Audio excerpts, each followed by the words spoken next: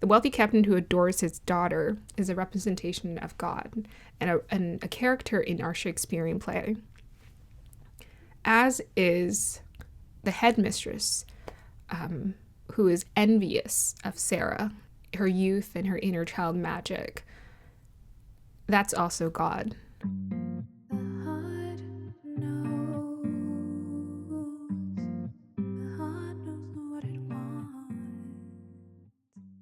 Hi, beautiful souls. Welcome to another episode of Soul Awakening with Shantia.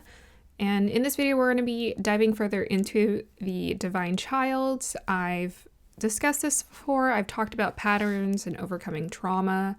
And today I'm going to be using the reference of a little princess. I discussed it in a previous episode where I brought it up. I talked about how the divine child, Sarah is a representation of the divine child.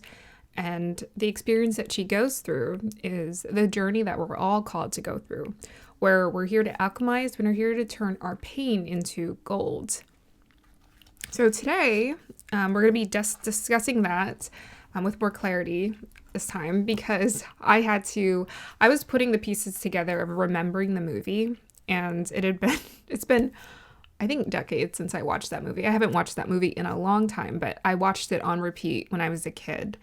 And it's kind of crazy how that was one of my favorite movies. And I can relate to Sarah now. I can relate to her story and to her experience after, I guess you could say adulting, spiritual adulting in my life. So we're going to discuss that. We're also going to touch on integrity and letting that guide you. And also letting your soul guide you, because your soul is always going to be the thing that knows how to thrive in all situations, no matter what. So A Little Princess was a movie that's based loosely off of the novel by Frances Hodgson Burnett. So I didn't know it was based off of a book. And it was interesting because when I was trying to put the pieces together, I said her father died. And according to the book, that's where her father did die. But in the movies, her father didn't die. So I was like, oh, okay. You know how people, sometimes they make remakes, but they don't make a remake of the book, but they make a remake of a movie. So The Little Princess in 1995 is actually a remake of film versions that have come out before, where they changed the stories a little bit. And either way, the message still comes through. And apparently Frances Hodgson Burnett also wrote A Secret Garden. And I think I remember briefly watching that movie as a kid growing up. I don't remember watching the whole thing, but it had that same theme of this mystical energy of the universe and children and that innocence, which is what we all are. We're all of this innocence, pure energy. And that's why it can be very difficult to go on our journey, because it calls for us to face obstacles, for us to spiritually adult and face our fears, which can be very scary.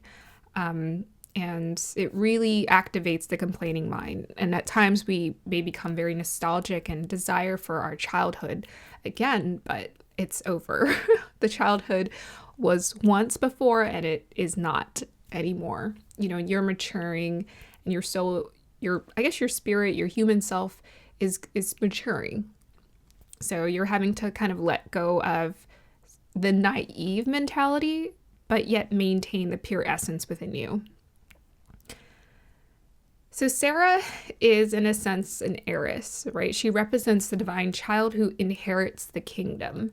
And Christ, Jesus, Yeshua, talks about this in the Bible, where he says that you must be humble like a child. And funny enough, that was one of the phrases that stuck out to me when I started going back to church. It was around 2018 time. I started going back to church for a brief period because I wanted to connect with like community again. And I actually had fun. I love the music. I love the messages that come through, but I just kept feeling like something was missing. And plus I was into tarot and crystals, and I felt like that wasn't going to be accepted in that community. But I always had friends who were always accepting of me, and they always thought to me, or they didn't really judge me. They let me be what I was into without judgment. And I outwardly said that, I'm like, I just feel like this is incomplete, and I feel like I have to go on my own spiritual journey. And I think we all come to know that in order to complete our awakening, in a sense, we have to go on our solo journey. We have to trust ourselves. And that's why there's a lot of separation that's often created in relationship dynamics, not because that relationship isn't working. It's just that the version of you that is being called to, there's a version of you that's being called to come out and you're being called to evolve into. And sometimes that requires separation because it requires you to trust your own instincts, your own intuition, and lean on yourself. Whereas often those relationship dynamics, especially if we get into them when we're young, are created off of a codependent nature and still are a huge reflection of our traumas and our biases and our prejudices growing up that we're having to sift through on our own. And it's hard to get that clarity when you're in that partnership dynamic. So Sarah, in a sense, represents the divine child and an heiress. Her father is a wealthy captain. And she's actually born in India. So she grows up getting this sort of multicultural experience. And I know some of us as starseeds and old souls, we definitely feel like we're connected to something other than our own small hometown or small culture. We feel so much more expansive than that. And I always felt that connection too growing up. I loved multicultural everything. I grew up in Hawaii, and Hawaii to me was like a melting pot. So I honestly didn't see a lot of people who looked like me. I saw a lot of people who looked particularly of Asian cultures. And you were always getting introduced to different foods. My mom is actually Hawaiian Filipino. So again, I got that exposure to that experience. I didn't get the, the middle class experience. My mom actually came from a poor family. And so one of the ways that we would celebrate culture is there was a lot of potlucks, a lot of community support. And one of my favorite things to do growing up was go to the beach. So my mom grew up in a small town where you had access to walking down to the beach, maybe like a 20-minute trek down to, or 20 to 30-minute trek down to the beach. But my favorite thing to do was to go to the beach as a kid and just be there like all day, just enjoying the sand, enjoying the sandy beach, enjoying the salty water. I loved it. It wasn't a fancy beach, but I loved that experience. So I very much related to Sarah in this this enjoyment of embracing culture. And in the movie, Sarah is always talking about the mystical stories of India. She always kept referring to a legend. I don't know if it was like Shiva and Radha, but it definitely looked like it. Or Arjun. I remember it was a guy with an arrow and something about catching a deer. So I think a lot of that is connected to some of the experiences that we're going through this year.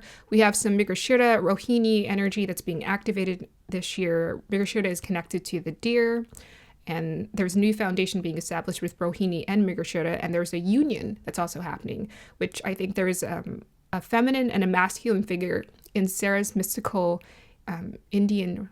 It was like a Hindu god story that she was telling her friends. It was about love too. So it was really cool. I gotta rewatch it, but I'm just referencing the notes because it's the message that's the most important. So Sarah's father goes off to war. He leaves her at a boarding school where she's under the care of a headmistress. And because, her father's a wealthy captain, he can afford to give her excellent accommodations when it comes to room and board. And she's given like the 5-star experience along with the other wealthy girls who are there. And because apparently she's like the top notch in terms of money and wealth, they give her like the best treatment, and maybe some of the girls are also envious of her. So during this period of time, at some point, Sarah gets a notification that her father apparently has died in the war. And because she can't afford the room and board and the funds aren't being provided anymore, she is downgraded to a maid. She's downgraded to a maid, and this is basically her dark night of the soul. And the headmistress is a reflection of all of those darker forces, dark energies, or difficulties, like the evil stepmother or Saturn. She's a representation of Saturn, right? There's like that bitterness that comes with it. It's like icy cold, harsh reality, having to face this harsh reality. That's what the headmistress represents. And it also takes me to Uttara Bhadrapada, which a lot of the planets are in, because that's the ending part of Aquarius and the beginning part of Pisces, where we all have to sort of face these endings or this sort of cutthroat dark night of the soul experiences that we have to go through, where an awakening can be established and activated within us. during that time, Sarah develops this resilience within her. She's quite rebellious, and she actually finds a way to get around the headmistress at times.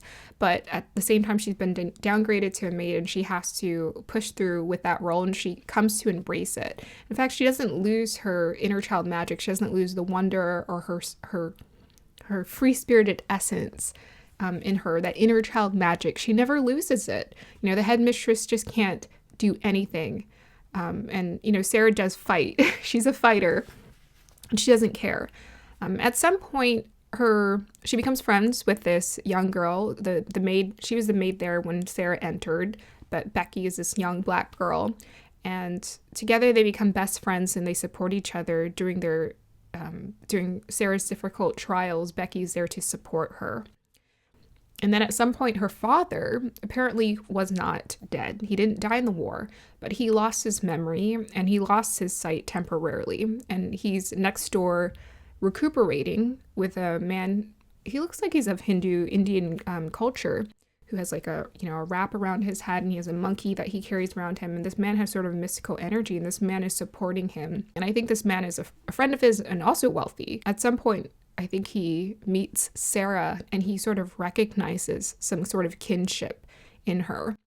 And at some point, he provides her friend and her with a lavish meal and like golden shoes and robes. At some point, Sarah comes to the realization that her father, she calls him Papa, Papa. I remember.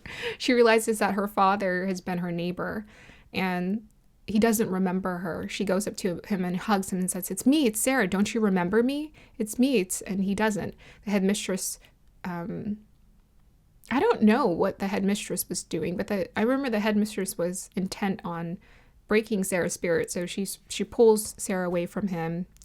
Oh yeah, that's towards the end. So towards the end, Sarah walks across a plank, right? She steps into her courage, and she decides to walk across the plank to the other side, the neighboring building where her father is staying, because the headmistress otherwise keeps her locked in her room and she can't exit. So she's locked in her room, and the only way to get to him is through walking the plank. And so the plank is the representation of us taking that leap of faith and that courage into the divine and the spirit and the unknown. It's us stepping into the dark night of the soul, facing our fear. And so Sarah decides to face her fear. She walks across the plank, and she gets across, and she lands in her father's room. But unfortunately, he doesn't recognize her and doesn't even know who she is. And it takes him a moment, but after a while, his memory just hits him, and it returns, and he recognizes his daughter, his little girl, who he adores. And Sarah's life does another 180. She's restored to being an heiress, and she takes Becky with her, where they ride off into paradise to live their lives. So I mentioned in my post that the wealthy captain who adores his daughter is a representation of God and a character in our Shakespearean play, as is the headmistress, who is envious of Sarah, her youth and her inner child magic. That's also God. This reality is us playing with ourselves. Our soul chose this journey, and it chose this journey for us to experience some sort of contrast and choose integrity. And integrity is what's going to call you to choose your fulfillment. It's going to cause you to choose your heart instead of the superficial stuff. I know sometimes we like to judge people for choosing the superficial stuff, but we can also come from a place of compassion and understand that these people have so much fear stories and patterns in them. There's no other option for them but to choose their fear and a lack of integrity. Or maybe they think that's their integrity. They think this is the only option I have available, whether it's to steal, to externalize their validation and seek fame, money, wealth, to use external situations to feel better about themselves. Like, they don't see any other options for themselves. And that's why they live the way that they live. But when you wake up in this matrix and you wake up in this reality, you start to see that everyone is a character in your play. You're the main character. You're Sarah. And you get to choose with integrity which direction you want to go in, right? It's a choice. But the thing about an awakening is it becomes harder and harder to make the choice that goes against your heart and your soul. It becomes harder. It becomes difficult. Sometimes we look at people and we're like, why did they just give up the fame? Why did they just give up the money? It seemed like they had everything going for them. Why did they give it up? It's because at some point they were faced at the crossroads, they were faced with the choice of choosing their soul or choosing their ego. So the ego is throwing these tantrums. It's essentially has an immature mindset, a fear-based mindset that says, I need to do this or choose this because I'm afraid of this and that. And the ego is very convincing. It's very persuasive. It's very good at almost, hypnotizing you into believing that you have no other choice but to choose the thing that keeps you in a fear-based reality. The issue with choosing a fear-based reality is it perpetuates it. You become very convinced that your fear-based reality is the only way that you can live.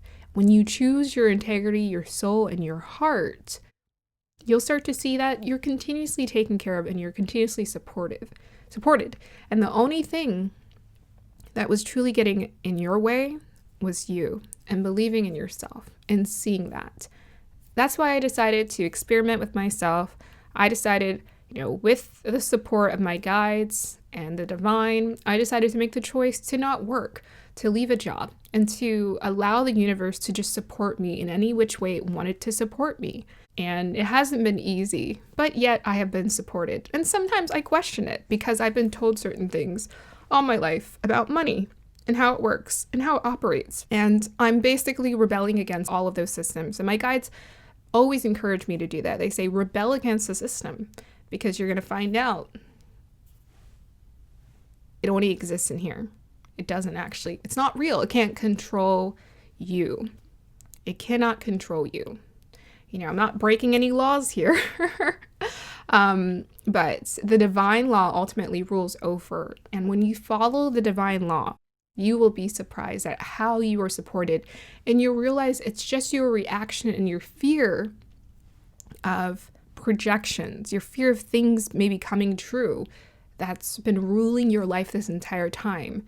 You had the power to leave the boundaries, to leave the gateway, to exit out this entire time. It's just you stayed in the fences, you stayed in what you thought was keeping you safe because you were content. You were so convinced that for sure I can't do this. And it's my job here on this channel and whatever else I put out there to show people that's just not true. Try again, test this reality, and really ask yourself if you have to do that or you think you have to do that. Really ask yourself and collaborate with the divine. Ask them questions. I ask my guides constant questions all the time. I ask them the same questions all the time because sometimes I'm really just not sure. I'm like, are you guys sure this is going to work? And they're just like, it's going to work out. It's all going to work out. You have to trust it. You have to trust it. So the divine child is that innocence within us. It's the true essence which we are, because this whole universe is our parent and it's guiding us and it's showing us the way. Even the soul is guiding us because, as a human self, we are clueless. We have no idea what the heck we're doing. We just think we know. And that's the ego. The ego will always tell you, I know what to do. But the soul will always show you, you don't need to know necessarily what to do. You just need to trust how life wants to guide you. Your soul is unbreakable. And this is something you learn going on the journey called life. You are going to see that your soul is unbreakable. There's no trauma. There's no drama. There's nothing that can diminish you. Nothing. And you're not even this body. So even better yet. There's nothing physical, there's nothing even energetic that can diminish the soul because the soul's running the show. It's running the show, and it's running the show for you to experience contrast. And it's here to guide you and show you and inspire you and help you and show you what real love is. That's the beautiful part of the divine, is ultimately it's a happy ending for everyone. And we're all afraid of the disappointment, the disappointing ending and things not working out. But in the end, it's always a happy ending. So choose your soul and let it guide you. Let it guide you. Choose your integrity. Let it guide you. Challenge this reality and recognize all of the different characters in your play. Recognize them. And you will start to see the villains will become your helpers.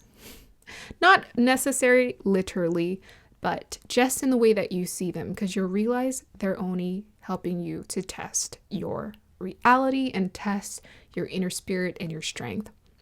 I'm going to go ahead and leave it on this note. I was watching Carolyn Miss the other day, and she said, you know what? I trust my spirit. I trust energy before I trust this reality.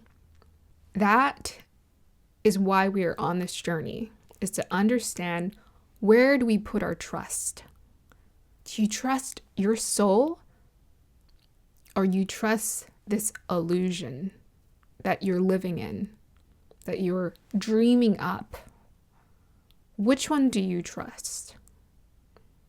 Question that, challenge it, test it, and see what unfolds on your pathway. All right, I hope you guys enjoyed this episode of the podcast. I'm going to try to keep it short and sweet every time if I can, because I know sometimes I can be quite long-winded. Your integrity is ultimately going to lead you down a path of fulfillment and true joy.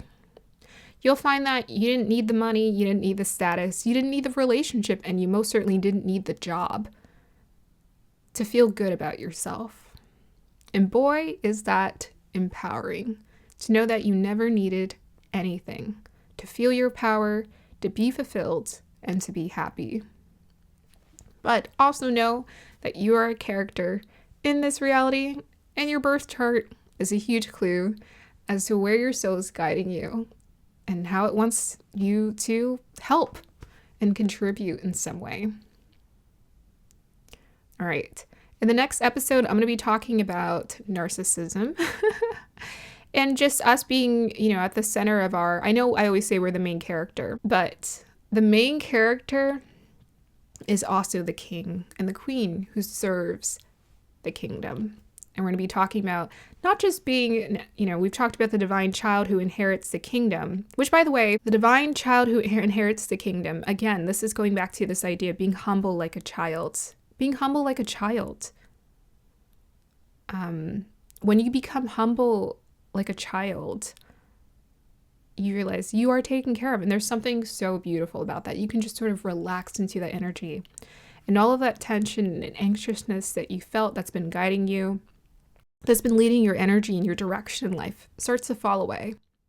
And you start to see that you're exactly where you need to be, which is so beautiful. Kingdom is in you. All right. And we will dive further into being the king and the queen of the kingdom in a future episode. I'll see you guys. Please go ahead. I got to start recommending things, but please go ahead and check out any of the other episodes if you have not yet. We talked about victim to creator reality. We talked about being the forgotten child, feeling like that and understanding that's part of the pathway as a divine child is feeling forgotten, just like Sarah, maybe feeling abandoned at times. We all have abandonment issues. You might start to see, the more you look around, you start to see we all have the same problems. It's just manifested into a different reality. Don't get caught up in this reality. Give the power to your soul and back to your spirit. I'll see you guys next time. Bye.